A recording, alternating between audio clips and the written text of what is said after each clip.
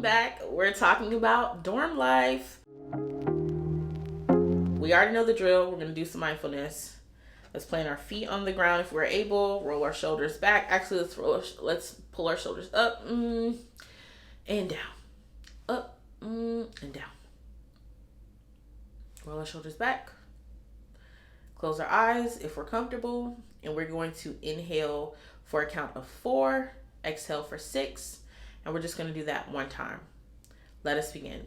Inhale.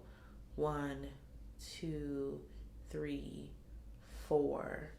Exhale. 6, 5, 4, 3, 2, 1.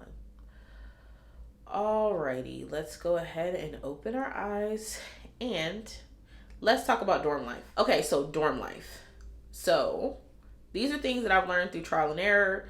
I've had various dorm and roommate situations, but here are a few things that can make your situation smoother, hopefully. So the first thing is to talk about roommate agreements. So this is where you and your roommate or roommates will sit down and talk about some ways that you all can have a harmonious living experience. So this document is great to create at the beginning of the semester before life happens, things get hectic, and stress happens. It's always great to plan things when everyone's calm, cool, and collected. So let's talk about a few things from your agreement. Let's talk about your sleep and study schedule. So you and your roommate or roommates should have a conversation about your sleep and study schedule. Are you an early bird or a night owl? When do you like to sleep? You also want to talk about when do you like to study? Because let's say you're an early bird and your roommate is a night owl or vice versa. You want to have a conversation. What lights can I turn on if you're asleep? You also want to have a conversation about how you all study.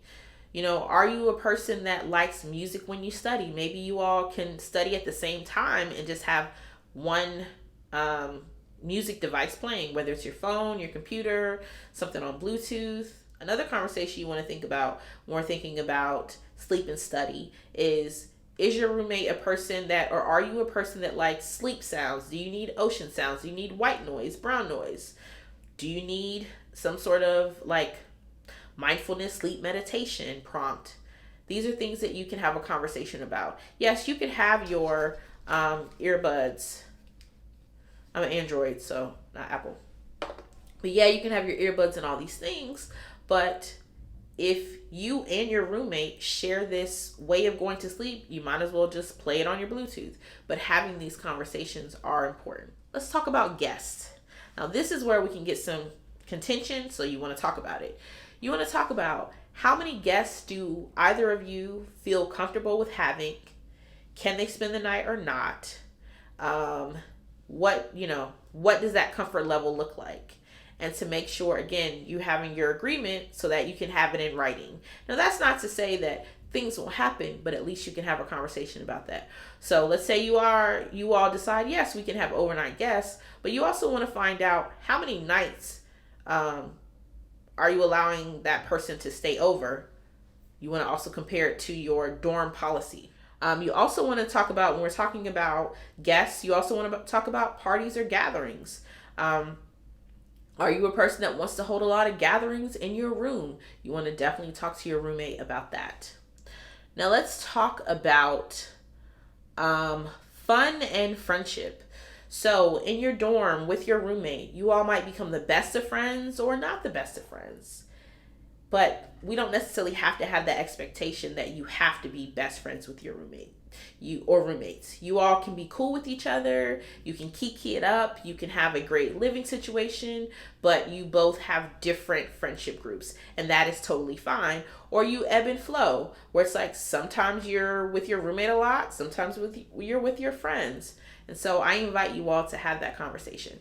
All right, next up, let's talk about chores and cleaning.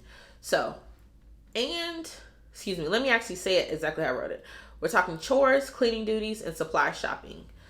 So this is another point of contention. So I invite you all to have a chore wheel or some sort of version of that will list all the things that you all deem as chores. If you have a bathroom, who's cleaning the bathroom when, how often are you cleaning the bathroom, if you have to take out trash, who is doing that, how often are you taking out trash, sweeping, cleaning the fridge, cleaning the rooms, sweeping, wiping things down, having those conversations.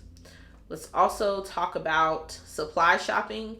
You all want to talk about, are you sharing toilet paper, paper towels, plates, those kinds of things. Some things I encourage you to think about probably not sharing is food, depending on what your meal plan is and your budget. Sometimes you can only afford things for you. Share if you can. By all means, I'm a person that loves to share, but also be mindful. If you don't have it to share, do not feel obligated. And so if you all are already talking about this now, then there won't be an expectation that you're always expected to share food with each other. Finally, this is so important, so important. I encourage you all to talk about an emergency plan. So what happens if you or your roommate is incapacitated for whatever reason? Do you all have somewhere, or not do you all have, I encourage y'all to have, like, even if it's just an index card or a sticky note that you tape in a prominent place, but to have each other's emergency contact information. Now, I know you're like, well, this is my roommate. They don't need to know my business. Anything could happen. And when you share that information, let your emergency contact person also know your roommate and get their information to say, hey, this is my roommate so-and-so. Hopefully they'll never call you, but this is who they are if they call you. So that can be an emergency plan. Also, when we're thinking about emergency plans, we're also thinking about, we come to college with a myriad of life experiences and medical conditions. So again, you don't have to tell all your business to your roommate, but let's say you have a severe allergy, right? And you have an EpiPen. So you want them to be able to know that, just in case. I'm not saying they're going to have to administer the EpiPen or give you medicine or anything like that, but it's good for them to know. Or let's say you have asthma, right? And you're in the room together, you or the other person might have an asthma attack. What to do? Because you're sharing the space together, and even though technically it's not your responsibility, it is the kind thing to do to be able to support each other, particularly during an emergency situation. And so again, I encourage you to talk about that in your roommate agreement. That's all we have for this episode. So as we say here at Boosie Teaches, in a galaxy of learners, Boosie Teaches Life's the way. I'll see you in the next episode.